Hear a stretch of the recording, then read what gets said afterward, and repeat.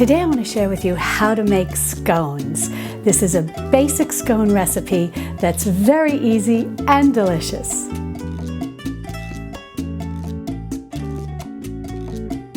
Hi sweet friends, I'm Mary and welcome to Mary's Nest, where I teach traditional cooking skills for making nutrient-dense foods like bone broth, ferments, sourdough, and more.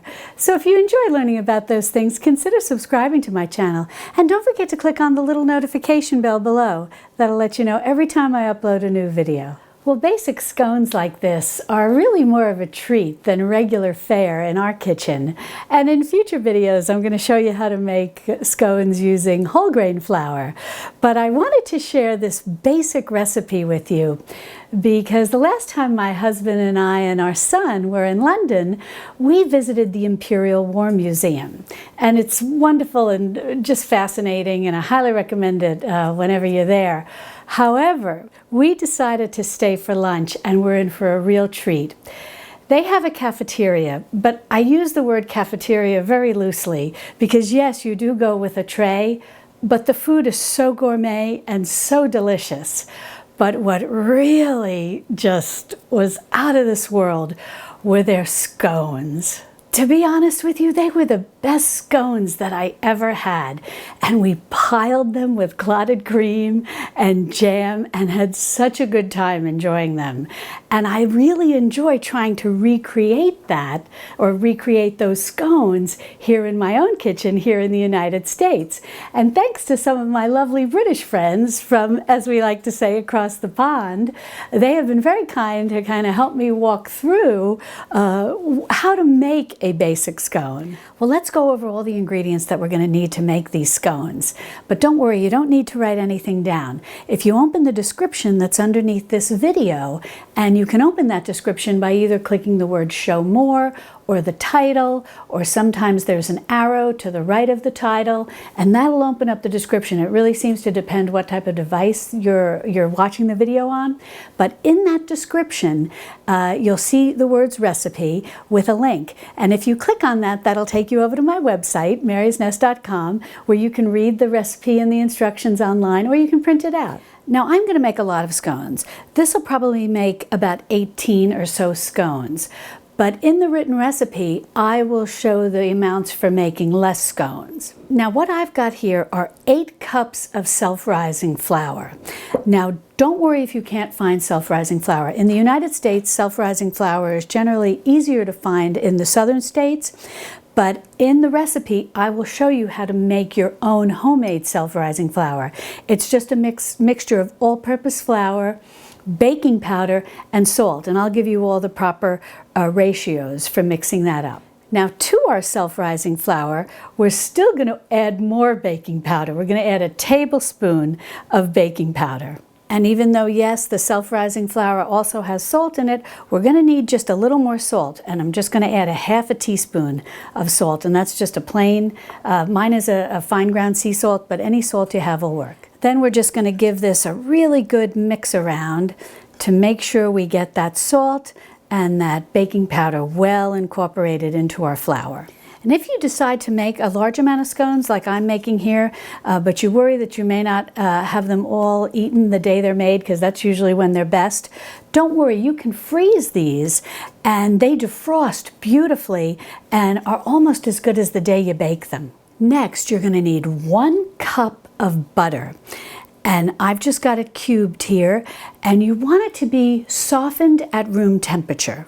Next, all you need to do is go in with clean hands and start working this butter into the flour so that it resembles sand. And you just want to keep rubbing the flour and the butter together and just keep rubbing it. You don't want any big chunks of butter. You really just want to get it to the point where it's going to look like sand. And with this amount of flour, this could probably take me about 5 minutes to do. And when it's all done, I'll show you exactly what the consistency looks like. And so you're just going to keep massaging that butter in until everything just looks like a very loose sand. And I'll overlay a picture so that you can see exactly what this looks like up close. But it's just very sand-like. Now I'm going to add in 1 cup of currants. Now you can also use raisins. You could also even try dried cranberries. That might be lovely. But I had currants, so that's what I'm going to use. And now all I'm going to do is toss these currants in the flour and butter mixture to make sure they're well distributed throughout. Next, you're going to want to take 1 3/4 cup of milk.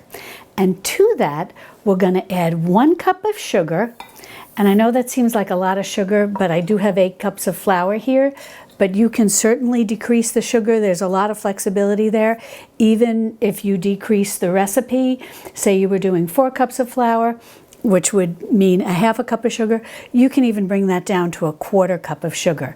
It's really up to you. But I'm going to go with the cup since that's the recipe that I was given. And I'm just going to whisk that sugar in with the milk until I feel that it's sort of getting dissolved. Now this recipe calls for just 1 egg, 1 large egg. Now these are farm eggs and they looked a little small to me, so I'm going to use 2. But if you have large store-bought eggs, then definitely just 1 large egg. Now I want to share something with you about the egg. Some scone recipes you will see will, and especially with 8 cups of flour, will add more eggs. And more eggs will give you a even more cake-like scone. But for this first time around, trying to get these as similar to what I hope that I can recreate, from the Imperial War Museum's cafeteria, I'm just going to go with the 1 egg, or in my case, 2 small eggs. Now I like to go ahead and crack my eggs into a little separate bowl before I go ahead and add them into any other ingredients, just to make sure they look nice and fresh and I don't have any kind of dud in there. So I'll go ahead and get these eggs in. And then you want to whisk all of this together, the milk and the sugar and the eggs. You want to whip them until they're well incorporated all together and looking this beautiful pale yellow color. And last but not least, we're going to add a tablespoon of vanilla extract. And this is just homemade vanilla extract. And I'll go ahead and put a link in the iCards and in the description below if you want to see how I make that. It's very easy to make, and I show how to make a whole bunch of different flavored extracts, which is kind of fun. Well, I just made a well in the middle of my flour mixture here, and now I'm going to go ahead and add in our liquid right down in the middle there. And I'm just going to save a little bit. Don't add it all in, just save a little bit down the bottom there. Now we're just going to start mixing this all together until we've got all of our flour moistened with the milk and egg mixture and sugar. Now all you need to do is take your spatula or your wooden spoon, just mix this around until it looks like all of the liquid has been absorbed and the flour's been moistened by it. Next, what we're going to do is take our bowl and dump it out onto our board. Or if you're working on a flat counter, that'll do the trick too. Now this is just going to be a very crumbly mixture, and that's how you know you've got it right. Now the secret to a good scone, so I'm told, is that we must not overwork this dough. Now this is a lot of dough, so probably kneading it maybe about 20 times to pull it together is going to be more than enough. So I'm just going to start pulling this together best I can, and then we'll roll it out and we'll start cutting our scones, or cutting out our scones. Well, after about 20 turns, this came together beautifully. Now what I'm going to do is just flour my board a little, and then we're going to roll this out to about a 1-inch thickness. Just going to flour my rolling pin too, and then we'll just start flattening this out and rolling it out to 1 inch thick. Well, I've got this rolled out to about 1 inch, and I've got a fluted cutter here, and that's sort of the traditional, to have it fluted like this. But if you just have a straight one, that's fine too. And if you don't have any kind of biscuit cutter like this, you can always use a glass turned upside down. I'm just gonna dust this bottom with a little bit of flour, and now we're going to go around and cut out all of our scones. And this is about a 2 1/4, about 2 1/2 size circle.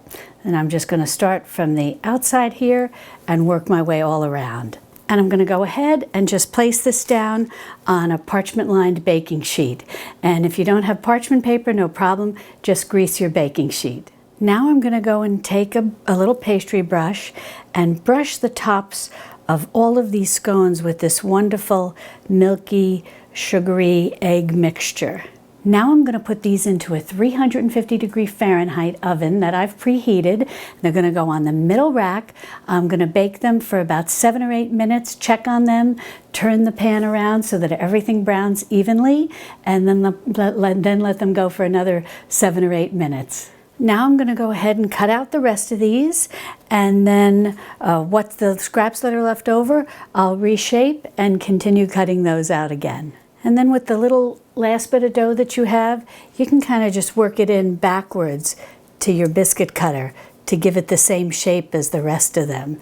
And that way you don't waste anything, and yet you get that nice little fluted edge. And we'll just try and push that right out backwards. And there you go. Well, look at how this first batch of scones came. I think they just look glorious. Well, I wanted to mention that I had these in the oven for about 16 minutes. Now I've got the other batch in my oven, and it looks like I'm going to get 24 scones, which is fantastic. My biscuit cutter is 2 1/4 inches in diameter. So if yours is 2 1/2 inches in diameter, you'll get a few less if you do this whole recipe. Well, I'll take some close-up pictures and overlay them so you can see what this looks like up close, but they came great. And I'm going to cut this open. Oh my gosh, it seems wonderful. And I'll take a picture and show you the inside as well. Well, no English scone would be complete without a wonderful dollop of clotted cream. And I'm going to be doing a video where I show you how to make the clotted cream. So be sure to keep your eyes peeled for that. And then over here I've got some homemade strawberry jam. And this I'll link to in the iCards and in the description below if you want to see how to make this. And it's kind of funny, this is a low sugar one. Not that we're really watching calories with all of these goodies on top with this clotted cream. But oh, I think this is going to be wonderful. Well, let's give it a taste.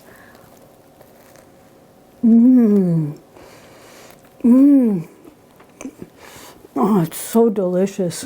Well, I really hope you'll give these a try. They're really quite scrumptious.